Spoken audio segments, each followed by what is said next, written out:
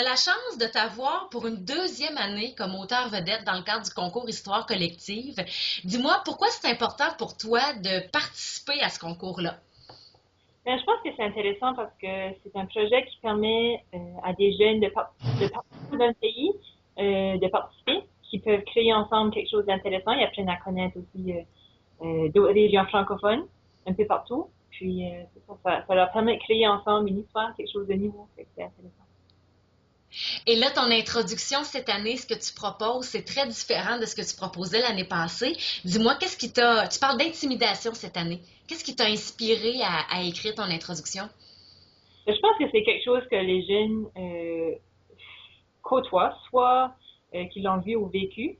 Puis aussi, la scène avec la colère, c'est que ce matin-là, quand je l'ai écrit, j'avais perdu patience. C'est quelque chose qui m'a inspiré parce que euh, c'est réel. Tous les êtres humains ont des émotions, fait que je pense que ça peut rejoindre tous les jeunes. Absolument.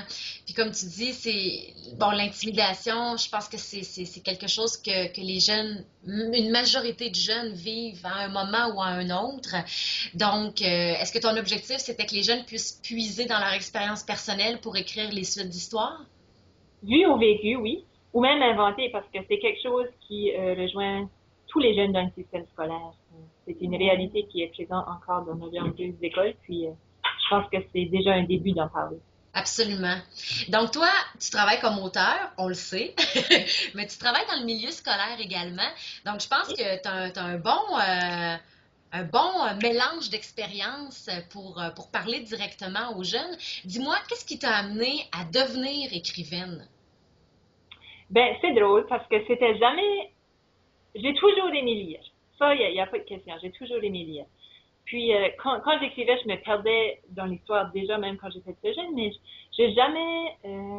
C'était pas dans mon plan de vie, disons, de devenir OK. écrivaine. C'est un peu la vie qui a fait en sorte que je me suis retrouvée à un moment donné, puis j'avais le goût de raconter des histoires. Fait que c'est ça. C'était pas planifié, mais c'est arrivé. Et je suis très contente que c'est arrivé. Et est-ce que ça a été difficile du moment où tu t'es dit, OK, je veux travailler comme auteur, je veux écrire des histoires? Quel a été le processus? Est-ce que ça a été difficile de percer, de se faire connaître, de faire valoir tes textes? Je pense que c'est, pour tous les auteurs débutants, c'est certain qu'il faut avoir de la persévérance. Euh, mais c'est quelque chose, j'étais très chanceuse qu'il y avait Bouton d'or d'Acadie à Moncton parce que j'ai appris comment ça fonctionnait parce que je viens pas du milieu littéraire, je viens du milieu de l'éducation. Fait, pour moi, c'était tout un apprentissage, mais j'ai trouvé quelques personnes clés qui avaient confiance en mes habiletés, qui ont travaillé avec moi pour me montrer un peu comment ça se passe, puis comment faire, puis c'est ça. À partir de là, j'ai pensé, puis, mais voilà. Qu'est-ce que tu dirais aux jeunes pour les encourager? Des jeunes qui aiment la lecture, qui aiment eux-mêmes raconter, écrire des histoires. Qu'est-ce que tu leur dirais? Écrivez. Il n'y a pas de meilleure façon d'apprendre, c'est d'écrire, puis de voir ce qu'on peut faire, puis de retravailler, puis de continuer, puis d'écrire encore et encore et encore. Puis à un moment donné, tu aboutis avec quelque chose de bien. Parce que je pense qu'il faut être capable d'accepter. Parfois, j'écris, puis c'est pas bon, là, c'est pourri. Il faut être capable de l'accepter, parce que sinon, on va jamais être en mesure de livrer un texte complet. Fait Mhm. on là, puis on continue, on le travaille jusqu'à ce qu'on soit satisfait, puis voilà. C'est un bon conseil, surtout dans le cadre du concours Histoire collective, parce que c'est ça l'objectif. Là. On veut que les jeunes écrivent, qu'ils se laissent aller, qu'ils puissent puiser dans leur imaginaire. Puis tout est possible là, dans le cadre du concours. C'est ça, absolument.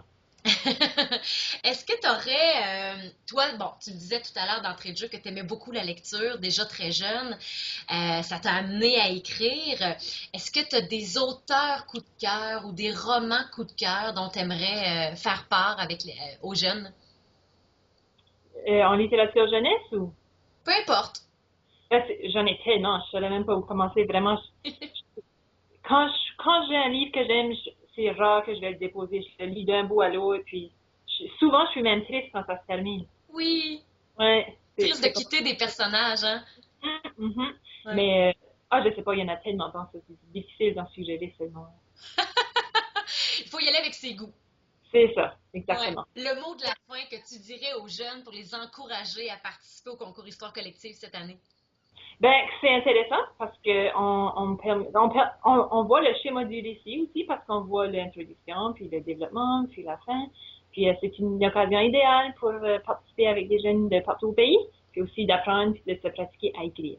Oui, et la chance de te rencontrer C'est ça, oui. dans leur école, c'est pas rien.